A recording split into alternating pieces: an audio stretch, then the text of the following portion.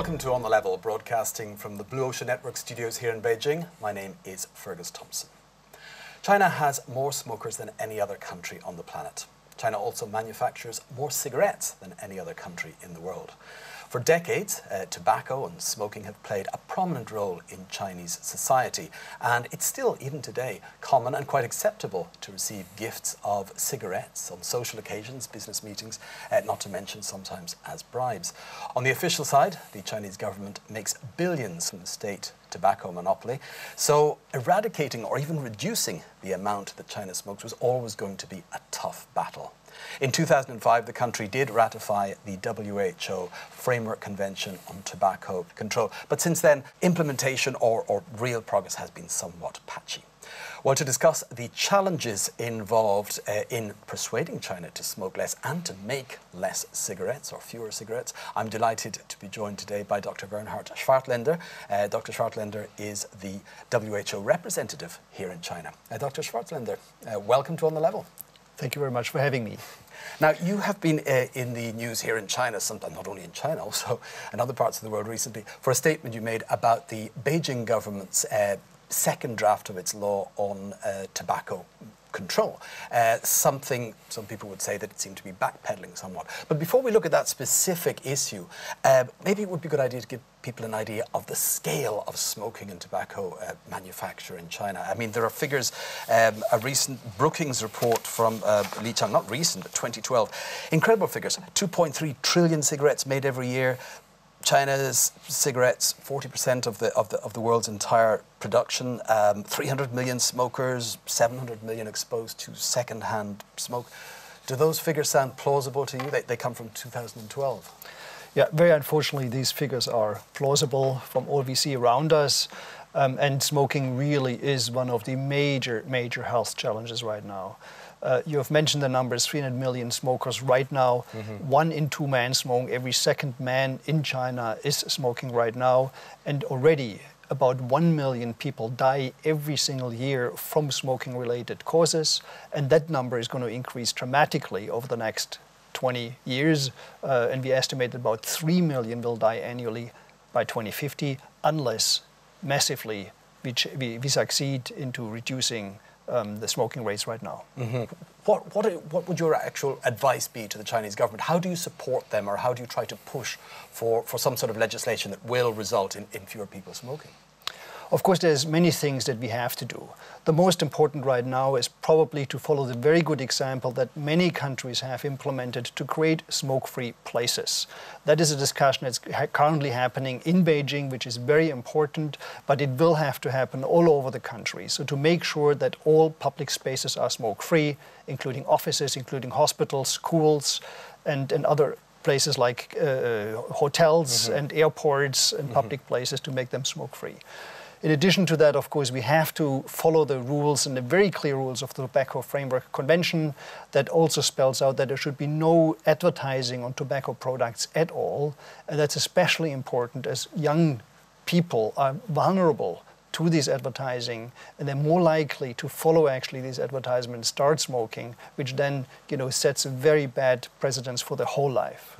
If we go back 20 or 30 years to the United States, indeed to Europe, the tobacco manufacturers really fought tooth and nail against every attempt to reduce advertising and reduce tobacco promotion and not to put warnings in cigarettes.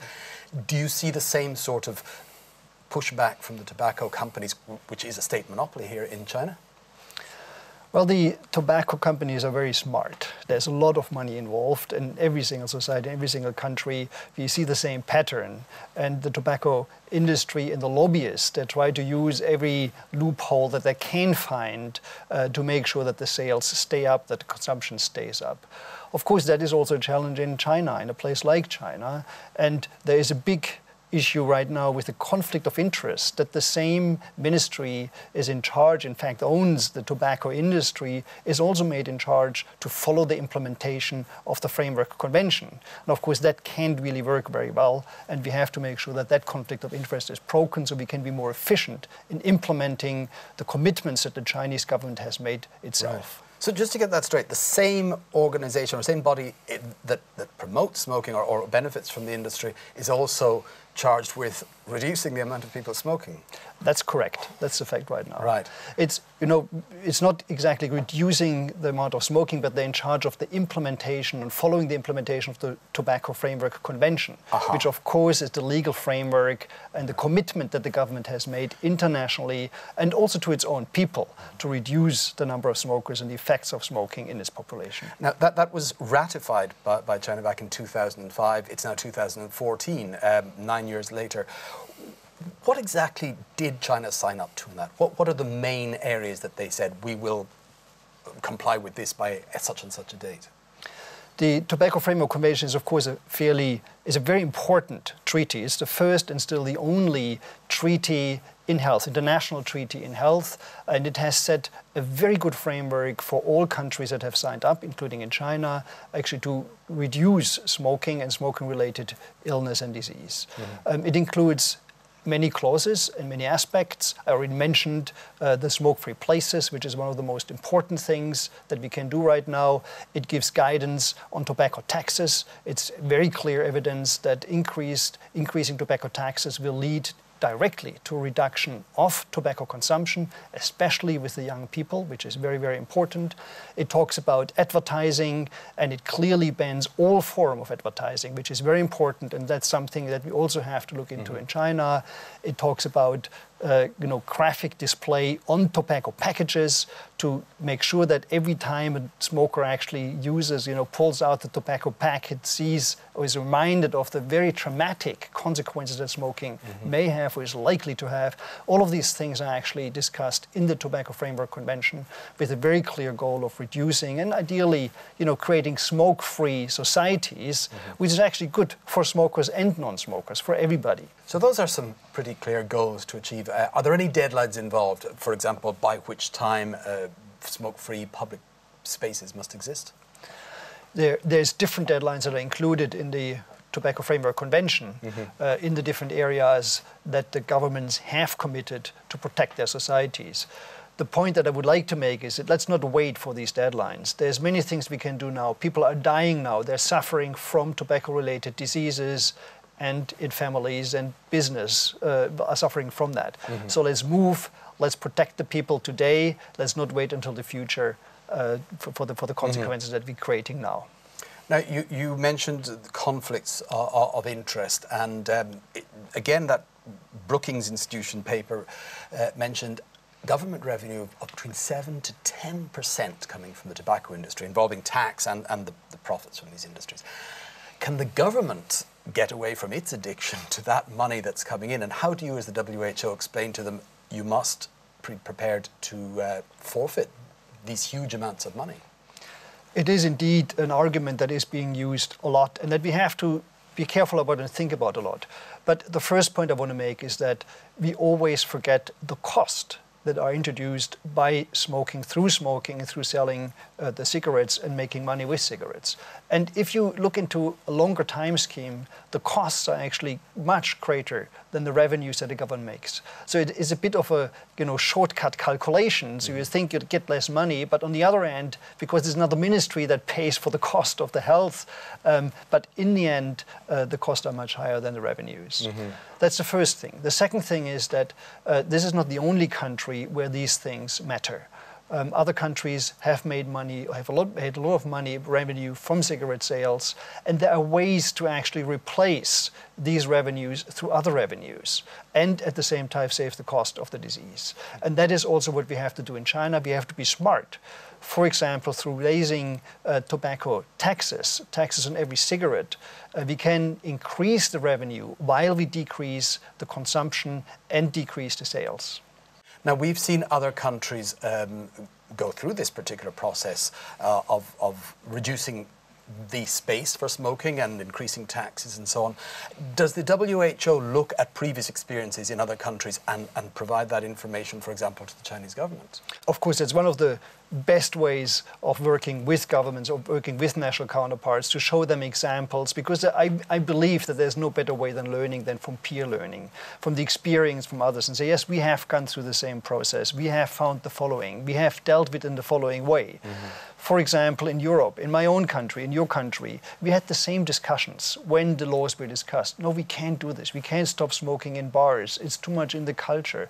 But once the laws were introduced, after painful discussions back and forward, just like the ones that we see here, it happened overnight. That was no big problem. And today, even if you talk to people who still smoke, they actually prefer to go to a bar that is smoke-free than going to a bar previously where there were smokers. You said part of the culture, and there's often this argument in China, not only on this issue but on many issues, that China is a special case, a sort of a Chinese exceptionalism, if you like. It's often said that China has a particular national condition that is different to other countries. You would not accept that as an excuse, I suppose. No, I've heard this in Italy, in Europe. I've heard this even in Germany, in Switzerland. I've heard this in many countries, and there is really nothing like a cultural, how should I say, affinity to smoking that's more in one place than the other. There's more success of the tobacco industry. There's many factors. Tobacco, for example, cigarettes are extremely cheap in China. You know, a pack of cigarettes is like 2 bottles of water, of drinking water. And how can people encourage to stop smoking if, you know, that cigarettes are just dirt cheap? These are all things factors that have an influence on the very, very high smoking rates in China right now. But we can tackle those. And we can tackle those the same way we have tackled them in other countries, and we can be successful if we do it the right way. Li Chung, again, returning to that Brookings Institution paper, said one worrying phrase. He said the prevalence of smoking has not changed much in the previous decade. That means the number of people smoking had not reduced much between 2002 and 2012 when he was writing. We're now in 2014. Is there any sign that things are improving? I think you're right. The progress in smoking has been disappointing over the last decade. We would have hoped to see more success, and that means stronger reduction in the rates of smokers, in the sales of cigarettes, which has not really happened.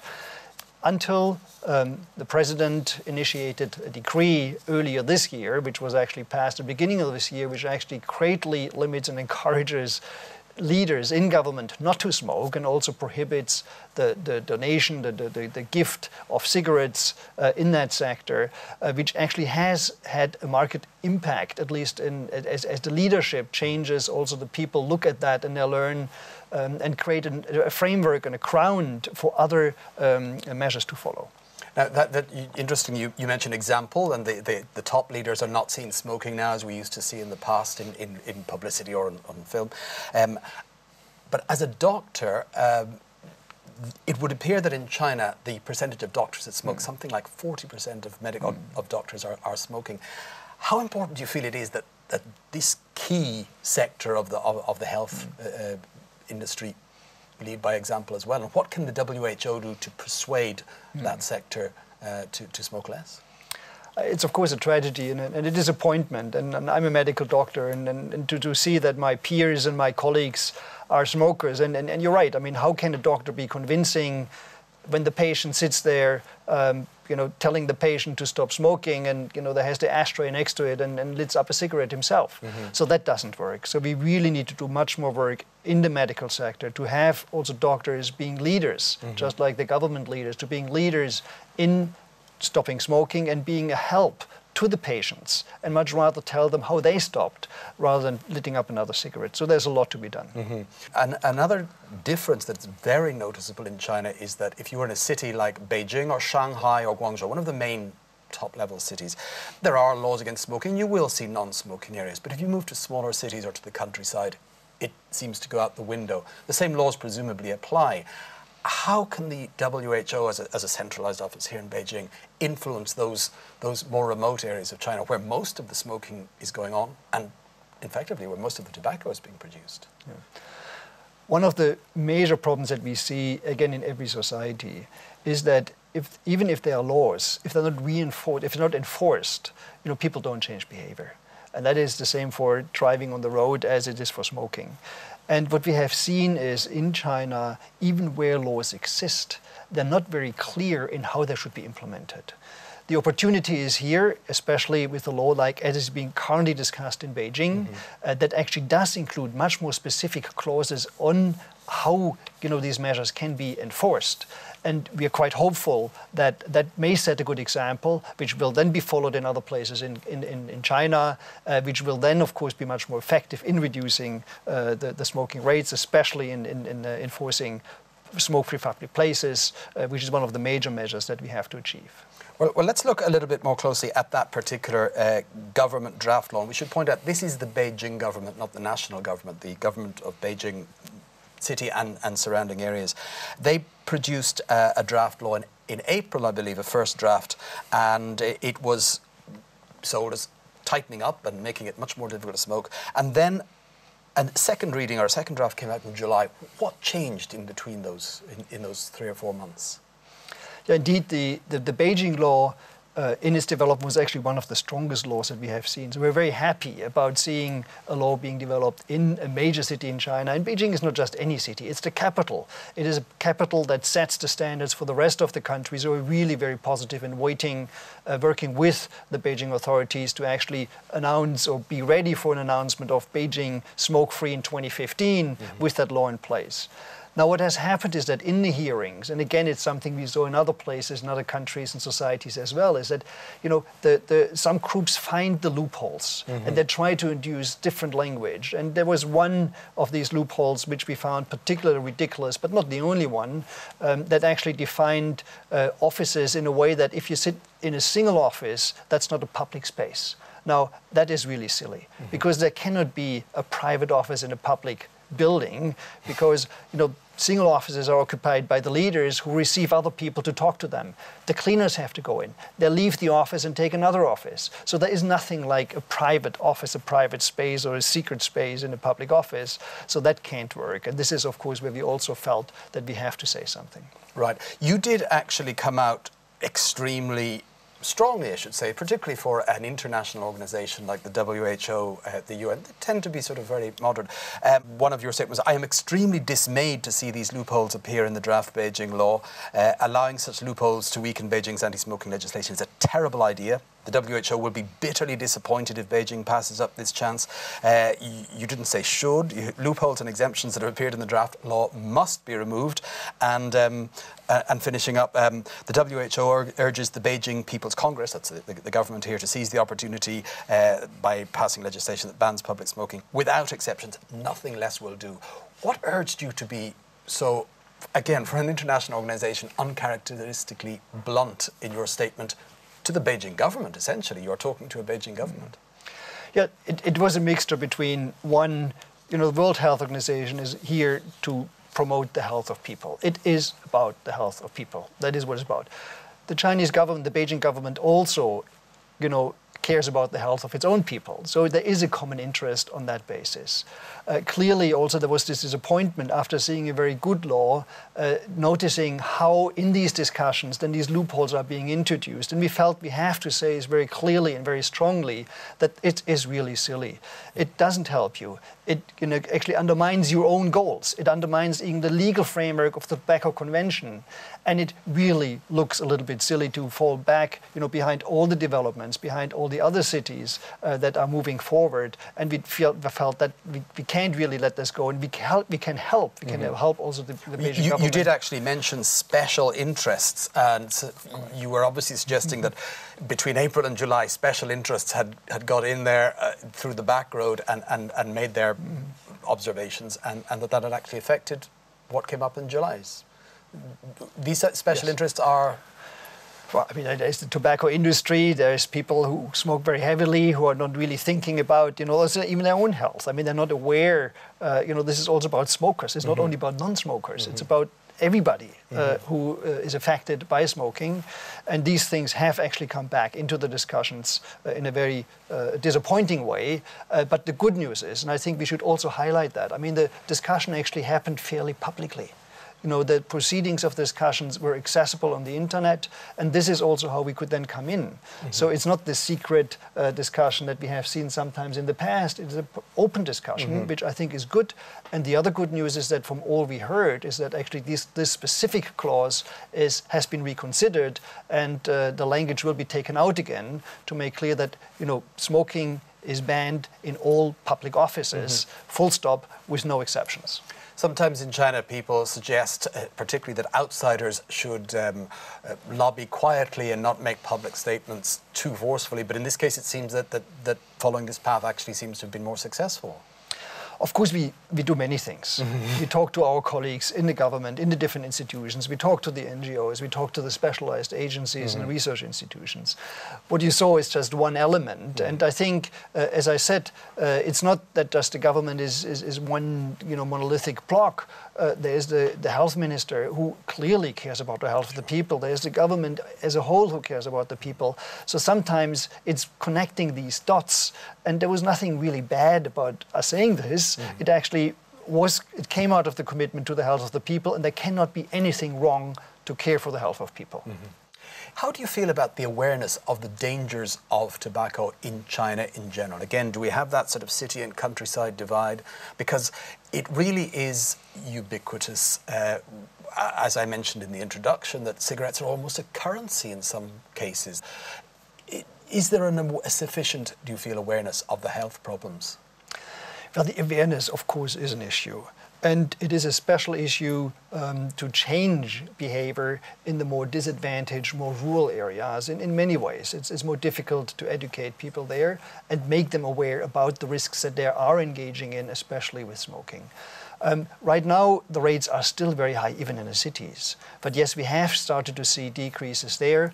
But we have also seen, even if it's more anecdotal to date, that especially in young women, actually rates are going up. So there's a lot to be done across the country, in cities, in rural areas, across the rich and the poor, to really bring these smoking rates down. We should point out that the percentages here are quite amazing. It's 40 to 50% men and 1% or 2% of women. So very much the males who are suffering from this. What happens next in the case of Beijing? What is the timeline? Do we have another reading for this bill now? You've heard good news about it would seem so far. What's the next step? Well, there will be another reading later this year. To our knowledge, the date hasn't been set yet. There's a number of other challenging formulations in the current draft of the law that we engage with the Beijing government to actually strengthen them. There are exceptions foreseen, for example, for smoking in airports, and there are exceptions foreseen for smoking in hotels. Both elements which are clearly specified in the Framework Convention as smoke-free areas. So we want to work with the Beijing government prior to those readings to make sure that everybody is aware and that these exceptions are also being taken out of the law again. Much of the changes in countries in Europe and in the United States had as much to do with strong anti-smoking lobbies as they did with movement on the government side. Is there a sufficiently strong anti-smoking lobby in China, or is there sufficient anti-smoking feeling amongst those who don't smoke? Because it seems to be very much tolerated. Clearly, there is not enough. If that would be the case, I think we would see more results in terms of reduced, smoking rates. And that is an element that hangs together with the education. Of course, we have to be more proactive in education, but also with, for example, putting pictorial warnings on cigarette packs, which is an element of education, which actually goes directly with the cigarettes, with the packs. I mean, there's many elements that we have to move and push. And work with our counterparts to actually increase the awareness and through that then change the behavior. You mentioned on a number of occasions younger people who are just coming out of school or university. Is there any particular targeted information that you would try to get out to those people at a younger age, primary school or elementary school, or does the WHO have any function there? I mean, it is especially tragic that the young people are still targeted by tobacco advertisement, for example, because the statistics show that most smokers actually start smoking when they're young. But with other words, what that means is if you don't start as a young person, you're much more likely to not start smoking later on in life. So you're protected for life by being protected as a young person. So we must do much better to protect especially young people, from being exposed to tobacco, from being exposed to tobacco advertising, because right now, they don't even stop in the schools. There are schools where there's a big sign when you enter that this school is supported by a tobacco company. Now, what they do is they give them some money to buy some chairs, but in return, they put a big sign and their logo on the school, which of course is terrible because it sort of implies that smoking is something positive, which clearly it is not. Surely that must be outside the regulations of that agreement as well, is it? It is outside the regulations. It is outside any common sense. So this is something we need to act immediately. And of course, there's a discussion going on, but it's still happening. As you referred to before, implementation can be a problem. Now, implementation of certain laws here goes down quite well, others not so well. Examples would be there are laws about seat belts which are obeyed in some places and not in others. How do you feel it's possible for you to help the government ensure that implementation, enforcement does take place?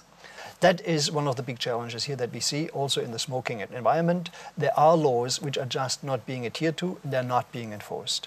And I give you an example. If you say basically you're not allowed to smoke in a restaurant, but it's completely unclear what happens if you do smoke. If there's no clarity who has to pay a fine and who should I talk to actually enforce that fine, it's very difficult to do it. And so is this the current situation, that a law exists saying you must not smoke, however if you do, that's more or less the situation. I'm very angry, but I can't do anything about it. Exactly. And you can even go to the policeman, but the poor policeman doesn't know what to do. Now, I think one of the great advantages 40% of the poor policemen will be smoking. That's right. That makes it even more difficult. But even if the policeman would want to follow up, there would be not enough sufficient clarity what to do so that they stay away from it because they don't want to touch it and don't want to do anything wrong. Now, one of the advantages of the law that we saw in development in Beijing now is, for example, to clarify that the owner of the establishment of the bar is actually responsible for ensuring a smoke-free environment. So there's clarity who would be charged, and the fine would be given to that person, which makes it much easier to enforce. And I think we are hopeful that such regulations spelled out in a law will really help to move forward. All right. The World Health Organization is not only concerned with tobacco and smoking, although these are key problems, certainly for China. You've been here in this position now just about a year. How do you feel that under this new administration of Xi Jinping, the government over the last couple of years is doing in terms of other health issues? Because China faces many challenges in the health area. What's your overall picture of how the way things are going? Of course, everything that happens in China is big. It's a big country, it's a big population, and there's many challenges. It is partly why I really enjoy my job, and I enjoy working with my counterparts to create better health for the people here. I have seen over many years, and it's my second posting to China. I wanted to come back when this opportunity for this position came up because I like to work here, and I think there's great opportunities to move forward. And I've seen very significant opening and thinking how the health system can be strengthened. And that happened over the last 5 years, basically, and even more, which is an area which, of course, is of great interest to the World Health Organization, is to reform and build a new health system that actually starts at the grassroots level where people live, at the villages, in the houses, to make sure that people have the appropriate access to health care, to education, so they know how to prevent disease, which is one of the main themes right now. We can't wait. People getting older. It will be an aging populations. They live longer. And most of the diseases that people have and die from are preventable. So we need a new health system, we need a new approach, and a lot of work is going on. And it's one of the areas that we're working very closely with the government right now to get it right. And if you were, it may be a sort of a difficult question, but would you put smoking as the #1 danger for China in terms of health and longevity for the population at the moment? For me personally, for the organization, it is one of the #1 goals. It's not the only one, and it's not necessarily the biggest one in terms of the outcome, but it's one where we are very clear what the course is, and we are very clear about the interventions that we can choose. The same holds true for some others, but it is one where we also have examples from many other countries who really want to work with the government and our counterparts to make advances, because we really know that we can make a big, big, big impact by reducing smoking rates for the health of people in China. Well, Dr. Bernhard Schwartländer, I wish you and the WHO all the best in your goal of reducing how much China smokes and your other goals in the health system here. Thanks very much for coming Thank you on very The Level. much.